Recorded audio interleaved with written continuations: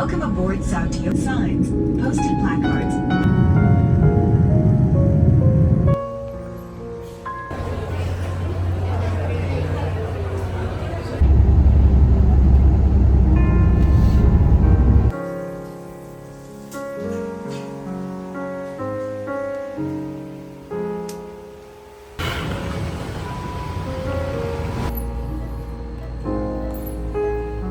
네. Musta de? Hmm?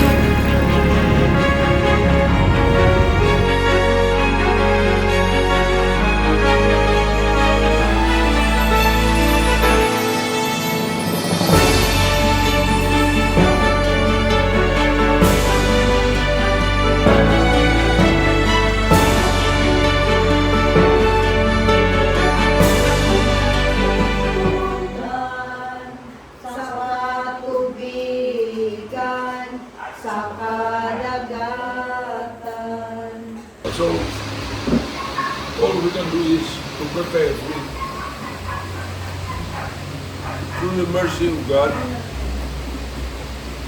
death is not everlasting. It is but a passing through another state of life. We die, but that is in the resurrection. We will be restored to life again. We become alive again through the mercy of God. And let us with one heart offer this Mass to the eternal repose of our brother Raimundo. May God have mercy on him. An eternal rest grant to him, O Lord, and let your eternal life shine upon him. Amen. The Lord be with you. Pleasant afternoon to you. First of all, I would like to thank my father for doing the offering of the Mass. Maraming salamat sa inyong lahat sa pagdalo at sa pagkikilamay. I am the wife of Raymond. We met way back September 3, 1994. I remember that too well kasi parehas kami, kasabay kaming pumasok ni Raymond sa National Census and Statistics Office noon. PSA na po ngayon. Way back 1984. And then we got married on October 10, 1988. And then we had our mass church wedding on December 20th, 1988. We were blessed with 3 children, Juilliard, Dunstan, and Rainier. And here is also my daughter-in-law, Joy. In behalf of my family, the Vergara family, I would like to thank each and everyone for the support you have given us. Most especially, I would like to thank my sister-in-law, who has always been there in our times of need. My sisters-in-law, maraming salamat sa family Vergara for giving us the support that we always needed. I don't know if you know that Raymond has been suffering from Parkinson's disease since 2008. And it's very hard for me as a mother to be supporting my kids.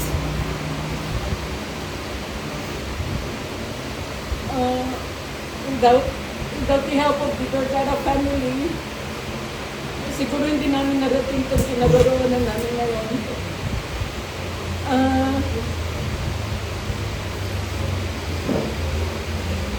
It's very hard to be a single parent. A single parent kasi nung nag-start si Raymond na mag-suffer, very talagang hindi na niya kaya gumalaw ng mag-isa without the support of anybody. Luckily for me, my in-laws brought him here to take care of him. Because if not, it's either he will suffer or my children will suffer. I know you understand that. Because of that gesture that his family gave him, I was able to bring up my kids to where they are now. Alam ninyo kung anong klaseng tao si Raymond. He's the best, not because he is my husband, but I know siya yung talagang napakabait na tao. I know his friends will vouch for that. His sisters will vouch for that. Yung mga pamangkin niya will vouch for that. He's the kind of husband na kahit minsan hindi ako nakarinig ng sigaw. Yung iba na siguro nasasampal, hindi ko naranasan yun. In the same manner, ganun din siya sa mga anak niya. That's why siguro, namana nila yung kabaitan ng dati nila. Kasi napakabait ng mga anak ko. They never gave me problems. Never. So, I thank God for all the good things that He has given us. Sa mga kaibigan niya na hindi ko kilala, maraming salamat kasi alam nyo kung gaano siya kabait na tao. And to all the relatives who are here now, thank you so much for being here with us. Alam ko malaking pamilya ang Vergara Bayawa. I hope yung pasasalamat ko sa family ni Raymond ay makarating sa lahat ng kinauukulan. Thank you so much for this wonderful time. Maraming salamat dahil naiparamdam ninyo sa aming pamilya kung gaano ninyo ang mahal si Raymond. Up to this moment, I want to question God why, kung bakit sa kabait-baitan ni Raymond, siya yung nagkaroon ng sakit ng ganyan. Siya yung tao na hindi niya, kung tutuusin, hindi niya talaga na-enjoy fully ang kanyang buhay. But who are we to question God's will? Yun na lang ang that keeps me going. Kung yung paniniwala na lahat ng mga bagay na nangyayari sa mundo ay dahil sa kagustuhan ng Panginoon. Thank you. Maraming salamat sa inyo lahat. Good evening. I am Juliard, pangalan ni Daddy. Siguro kilala niyo si Daddy bilang kaibigan, kapatid, inaanak, kamag-anak. Pero kaya nung ikwento ko sa inyo yung memories ko sa kanya bilang pangalay na anak. Si Daddy, sabi nga ni Mami, sobrang alam ko natin lahat na sobrang bait na tao. Pag may kailangan ko, lagi ito si Daddy may kinig. Sobrang bait si Daddy. Minsan nag-away na sila ni Mami. Tapos, siguro to honor my father, I will share to you guys yung mga memories ko sa kanya. Ang mga tumatak na memories ko sa kanya, si Daddy sobrang hilig sa manok. Parang may mga alaga siya. Tapos, pag nandun po kami sa bakod sa Nova, sa Balites, ayun, nagpapatulong po siya sa amin magpakain ng mga alaga niya. Ayun, tapos mahilig si Daddy kay Pacquiao. Isa po siya sa mga hindi nag-drive. Kasi si Daddy ano po siya, FX Live. Kung saan po na. Isa po siya sa mga hindi bumabiyahe kapag laban po nito. Si Daddy, pinakita niya sa akin yung hirap ng buhay, paghalap buhay. Minsan kasabay ko siya, hindi ko alam, parang sinasama niya lang ako. Pero nakikita ko yung hirap niya sa pagdadrive para mapag-aral kami, magkakawatid. Growing up, siguro isa yun sa mga si Daddy, ang masasabi ko isa sa napakalaking foundation ng buhay ko. Kahit na nung lumaki ako, hindi na kami masyadong kita dahil hindi na siya ma-communicate. Na-build naman niya yung foundation namin nung bata kami. It's very good. Lahat ng standards ko, hindi naman lahat, pero halos lahat ng standards ko based kay Daddy. Unang-una yung pagkanta niya. Pag hindi mas magaling kay Daddy, hindi mas magaling para sa akin. Mga ganun.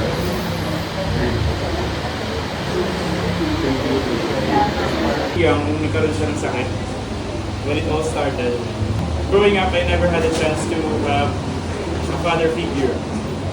I have my brother, but we were somehow growing apart from each other kasi tumira siya sa Santa Mesa, ako nag-stay sa Novaliches. But even though ganun yung situation namin, na wala si Daddy sa tabi namin, I never felt na may kulang kasi lahat naman napunan ni Mami somehow. And at the same time, yung brother and sisters ni follow sa amin, especially si Tita Vicky, na talagang nakikipag-communicate consistently kay Mami and nag-check sa amin. Si Tita Joanna, lagi na support sa amin sa studies namin. At the same time, dahil hindi ko naranasan na lumaki kasama si Daddy, we never had a chance to talk in a mature way, like father-son relationship.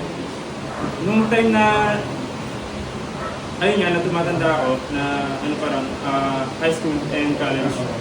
Parang feeling ko parang may void na hindi ko alam kung paano makipag-usap sa mga tao. Yung parang ganung feeling, hindi ako confident may pag-usap sa mga tao, sa mga kamag-anak ko, kasi hindi ko alam kung ano yung personality ni Daddy ba. Hindi ko alam kung ano yung basta may kulang. But nagkaroon din ng part na parang bitterness ba kasi umalis si Daddy without telling us what happened at that time. Siguro kasi it's a very sensitive issue for him na hindi niya na kami masuportahan, na hindi niya na magawa yung trabaho niya. Para sa kanya, parang hindi niya kaya sabihin sa amin yun. At this point, naiintindihan ko kung bakit nangyari lahat yun. Nung nag-aaral na ako ng nursing, mas lalo ko naiintindihan kung ano yung kalagayan ni Daddy. Kasi meron siyang Parkinson's disease. Yung underlying issue kung bakit ganun siya, mas naiintindihan ko. So, mas lumawak yung pananaw ko. And every time na nag-look after ako ng patients, siya yung nai-imagine ko. I'm looking after my dad. I'm looking after my mom.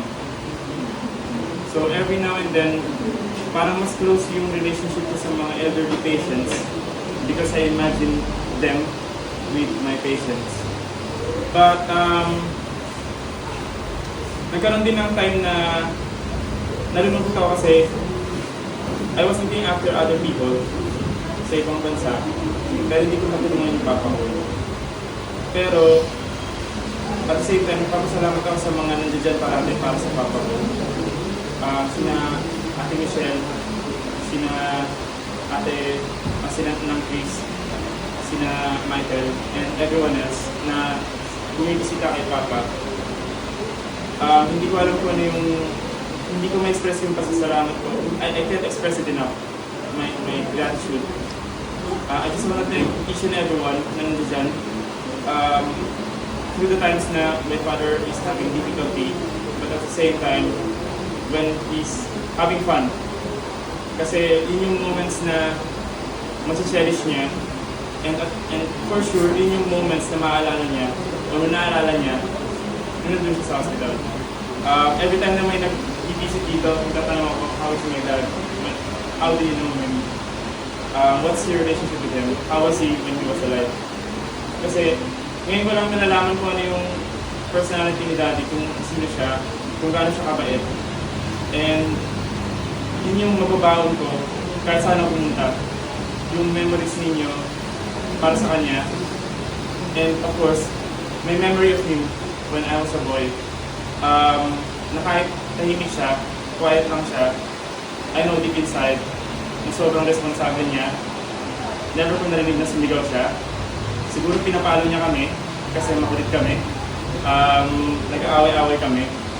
But other than that, hindi niya kami minaltrato like narinig namin sa ibang household. So, in that way, I know that na-protected kami ni God, na binigyan kami ng father na ganito. Sobrang blessed namin. And let's continue to pray for him, for his soul. As what Father Ricardo said earlier, he might still be in purgatory, so let's keep on praying for him. And I know that he's interceding for us as well. And that's it. Thank you.